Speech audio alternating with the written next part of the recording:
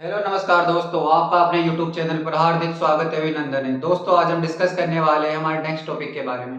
Next topic है हमारा tillage यानी कि भूपरिष्करण। भूपरिष्करण क्या होता है, क्यों किया जाता है, कैसे किया जाता है, इसके बारे में इस टॉपिक के अंतर्गत डिस्कस करेंगे। तो दोस्तों जो टिलेज होता है, टिलेज हमारे एंग्लो सैक्सन भाषा का शब्द है। और जो भूपरिष्करण क्यों किया जाता है और इसके पितामह कौन है, इसके बारे में डिस्कस कर लेते हैं। टिलेज भूपरिष्करण यानी कि जो हमारी मृदा होती है उसमें कृषि यंत्रों की सहायता से मृदा को उथल पुथल करना टिलेज या भूपरिष्करण कहलाता है। हमारे टिलेज के फादर की बात करें यानी father of tillage, father of tillage तो फादर ऑफ टिलेज हमारे जेथ्रो टूल। जेथ्रो टूल हमारे टिलेज के फादर है। कृषि यंत्रों की सहायता से भूमि में की जाने वाली उथल पुथल को टिलेज कहा जाता है। फादर इसके हमारे जेथ्रो टूल है। दोस्तों टिल्थ क्या होती है, हमारे एक टॉपिक और इसके अंतर्गत टिल्थ क्या होती है। तो दोस्तों जो हमारी टिल्थ होती है, मृदा की भौतिक दशा जो फसलों के वृद्धि एवं विकास के लिए सर्वोत्तम होती है। टिल्थ क्या होती है दोस्तों,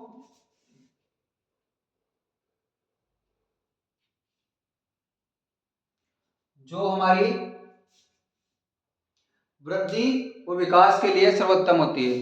यानी कि मृदा की ऐसी दशा जिसमें पौधों का वृद्धि और विकास अच्छे से होता है उसे टिल्थ बोला जाता है। यानी कि जिस मृदा की टिल्थ अच्छी होती है, यानी कि जिस भूमि की टिल्थ अच्छी होती है उसमें पौधों का वृद्धि विकास अच्छे से होता है, उसका अच्छे से उत्पादन प्राप्त होता है, उसे टिल्थ बोला जाता है। दोस्तों जो भूपरिष्करण है ये मृदा के अंतर्गत क्यों किया जाता है, यानी मृदा को उथल पुथल क्यों किया जाता है। तो जो हमारी मृदा होती है उसको उथल पुथल करने से मृदा के अंदर जो भी रोग कीट के हमारे इंसेक्ट के जो बच्चे होते हैं, लार्वा होते हैं, वो नष्ट हो जाते हैं। मृदा में जुताई करने से रंध्राकाश की वृद्धि होती है, वायु परिसंचरण अच्छा होता है, और साथ ही में जो हमारे उर्वरक खाद उर्वरक दिए थे हमने वो मृदा में मिल जाते हैं अच्छे से। इसलिए हमें उसकी जुताई करनी पड़ती है, यानी कि हमें उसकी टिलेज करनी पड़ती है।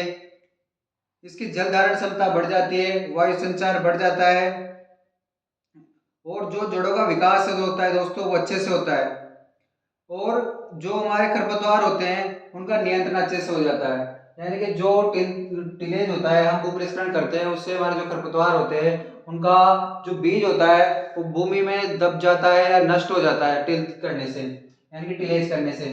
और जो दोस्तों हमारे टिलेज है वो टिलेज करने से हमारी भूमि की वायु संचार क्षमता, जल धारण क्षमता, कीट एवं रोगों का प्रकोप कम हो जाता है, इसलिए टिलेज की जाती है। दोस्तों टिलेज कितने प्रकार की होती है, तो टिलेज दोस्तों हमारे दो प्रकार की होती है, प्राइमरी टिलेज और सेकेंडरी टिलेज। यानी कि जो हमारी खेती में हम जो हमारी फसल और बुआई की थी हमने, उस बुआई करने के बाद जो हमारी फसल तैयार हो गई, उस तैयार फसल के बाद जो प्रथम जुताई की जाती है उसे प्राइमरी टिलेज बोला जाता है। यानी कि कटाई के बाद की जाने वाली कटाई के बाद की जाने वाली प्रथम जुताई टिलेज कहलाती है।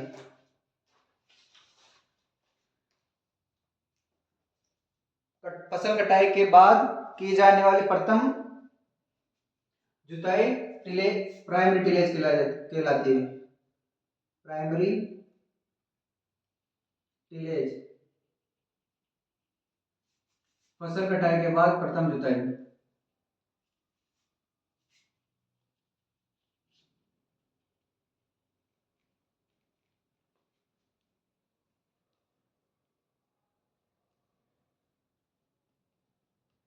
फसल कटाई के बाद जो प्रथम जुताई की जाती है उसे प्राइमरी टिलेज बोला जाता है। इसकी गहराई कितनी होती है दोस्तों, तो हमारा जो प्राइमरी टिलेज होता है इसको 15 सेंटीमीटर गहराई तक जो जुताई की जाती है वो प्राइमरी टिलेज के अंतर्गत की जाती है। प्राइमरी प्राथमिक, जिसे प्राथमिक भूपरिष्करण बोला जाता है, उसमें 15 सेंटीमीटर गहराई तक जुताई की जाती है। और जो हमारे सेकेंडरी टिलेज होता है इसमें प्राथमिक भू प्रसंस्करण के कौन कौन से यंत्र है दोस्तों हमारे पास? तो देसी हल है हमारे पास, आप सबने देखा ही होगा, देसी हल है, कल्टीवेटर है, ये हमारे भू प्रसंस्करण के यंत्र है। साथ में एमबी हल है और रिवर्सिबल हल है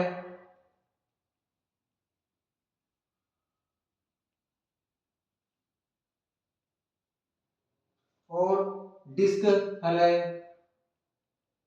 ये हमारे प्राइमरी टिलेज के यंत्र है जिसके द्वारा हम टिलेज करते हैं। तो ये हमारे प्राइमरी टिलेज के अंतर्गत आते हैं दोस्तों।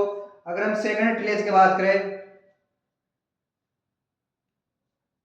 अगर हम सेकेंडरी टिलेज की बात करें दोस्तों, तो जो प्राइमरी टिलेज के बाद की जाने वाली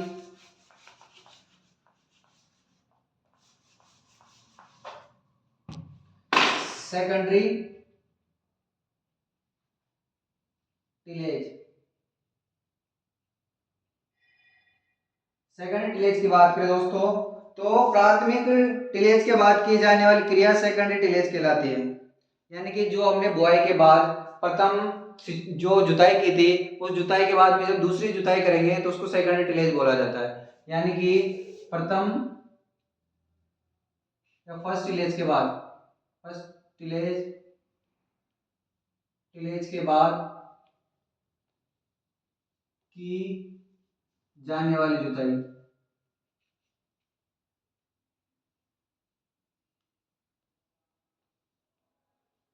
सेकेंडरी टिलेज कहलाती है।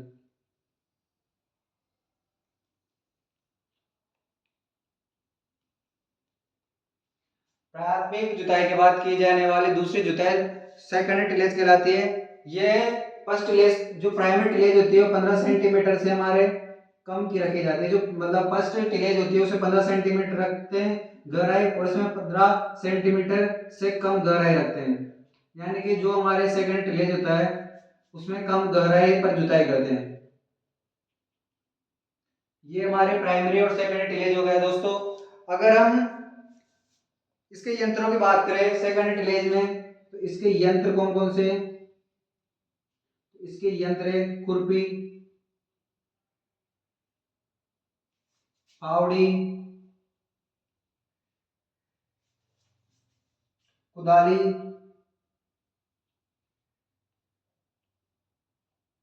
हेरो, कल्टीवेटर।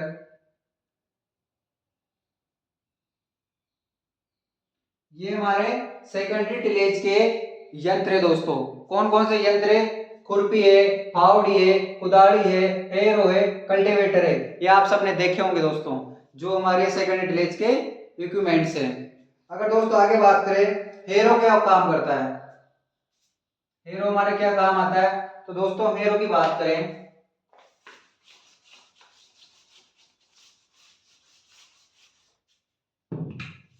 हेरो आप सब जानते होंगे दोस्तों हेरो क्या होता है। तो दोस्तों हेरो हमारे खरपतवार नियंत्रण यानी कि वीड मैनेजमेंट में काम आता है।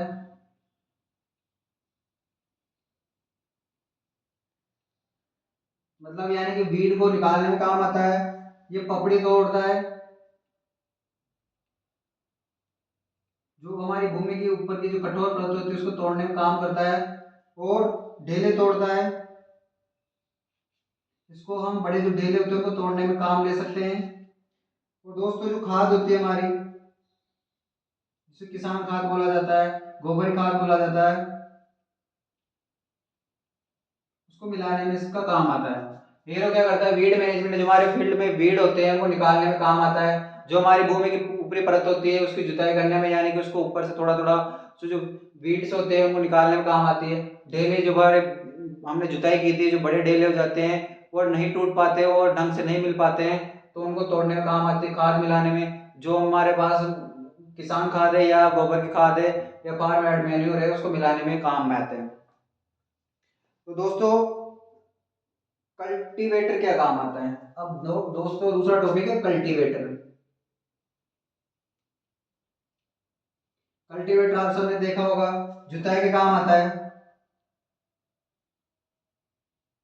खरपतवार नियंत्रण में काम आता है।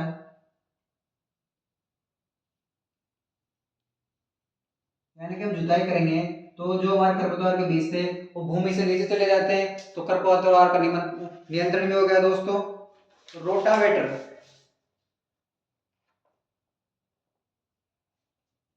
रोटावेटर क्या होता है दोस्तों?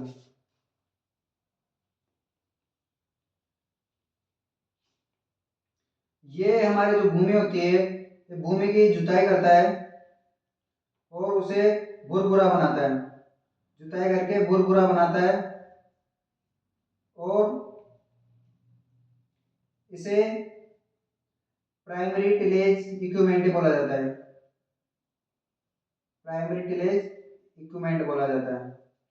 यानी कि जो हमारे जो रोटावेटर होता है इसे प्राइमरी टिलेज का इक्विपमेंट बोला जाता है। ये किस काम आता है? तो ये हमारे जुताई करके भूमि को भुरभुरा बनाने के कार्य का काम आता है। अगर दोस्तों हम प्रोटेक्टिव टिलेज की बात करें कि प्रोटेक्टिव टिलेज क्या होता है, प्रोटेक्टिव टिलेज क्या होता है दोस्तों, इसकी बात कर लेते हैं। संरक्षित भू परिष्करण, प्रोटेक्टिव टिलेज, संरक्षित भू परिष्करण क्या होता है? बुआई के फसल के अवशेषों के मध्य बुआई करना, यानी कि जो हमारे हमने जो पहले क्रॉप ली थी, जैसे हमने राइस लिया था या फिर हमने वीट लिया था, वीट के जो हमारे अवशेष होते हैं जिनको भूमि में हम कटाई के बाद छोड़ देते हैं, उन अवशेषों के मध्य की जाने वाली कृषि को प्रोटेक्टिव टिलेज कहा जाता है। यानी कि भूमि में बचे हुए अवशेषों के मध्य की जाने वाली बुआई प्रोटेक्टिव टिलेज कहलाती है। फसल अवशेषों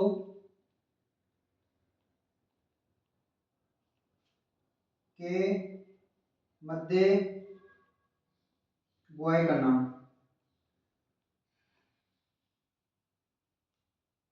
ये हमारे प्रोटेक्टिव टिलेज कहलाता है। दोस्तों प्रोटेक्टिव टिलेज के बाद हम करते हैं क्लीन टिलेज की बात। किसकी बात करते हैं हम? Clean tillage.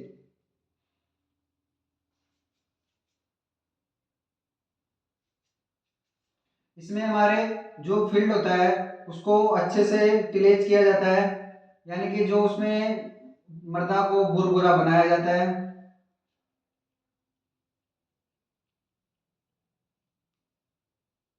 मृदा को भुरभुरा बनाया जाता है, 15 सेंटीमीटर इसकी गहराई रखी जाती है और इसको करने से भूमि में कार्बनिक पदार्थों की कमी हो जाती है, कार्बनिक पदार्थों की कमी हो जाती है। क्यों हो जाती है दोस्तों? क्योंकि मृदा कटाव करता है, यानी कि सॉइल इरोजन होता है। आपने भूमि को जुताई कर करके उसको इतना बारीक कर दिया है मृदा को कि जब वर्षा होती है तो वर्षा जल के साथ हमारे जो कण होते हैं या मृदा होती है बह करके दूसरे के खेत में या दूसरे क्षेत्र में चली जाती है, जिससे क्या होता है दोस्तों? तो उससे मृदा कटाव होता है, तो ये हमारे कार्बनिक पदार्थों में कमी करता है और मृदा कटाव करता है। Thanks for watching, like and subscribe my official YouTube channel. अगले टॉपिक में बात करेंगे दोस्तों। Thank you.